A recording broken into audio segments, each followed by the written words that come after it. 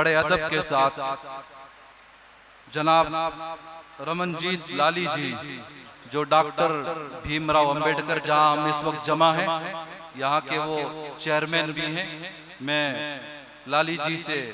गुजारिश करता हूं कि तशरीफ लाएं और 2-3 मिनट में अपने ख्यालात से हम सबको इस्तिफादे का मौका फराहम करें। मंच पे विराजमान साडियां बहुत ही सत्कारयोग शख्सियतां और इस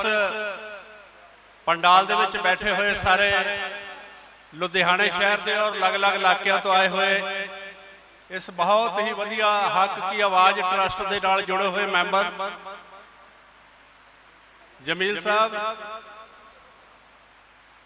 दुनिया के सब तो बड़े लोकतंत्र भारत के अंदर कोई लोग कुरान के अगे सिर झुकाउंदे आ, कोई गुरु ग्रंथ साहब के अगे सिर झुकाउंदे आ, कोई रामायण के अगे सिर झुकाउंदे आ और कोई गुरु ग्रंथ साहब अगे सिर झुकाउंदे आ। लेकिन इस दुनिया के अंदर इस भारत देश के अंदर एक ऐसा ग्रंथ भी है जिस ग्रंथ के अगे सारे देश के लोग सिर झुकाउंदे आ। वो ग्रंथ है साडे देश का संविधान और उस संविधान को लिखण वाले बाबा साहब डॉक्टर भीमराव अंबेडकर जी के नाम ते बनी हुई इस यादगार दे विच अज तुसी पहुंचे हो और मैं इत्थों दा मुख सेवादार होने के नाते तुहाडा सारिआं दा वेलकम करदा, जी आया नूं कहना। और मैं ज्यादा समा ना लैंदे होए सिर्फ एक गल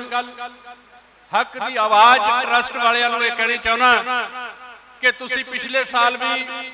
प्रोग्राम कीता सी, इस बार भी कर रहे हो, लेकिन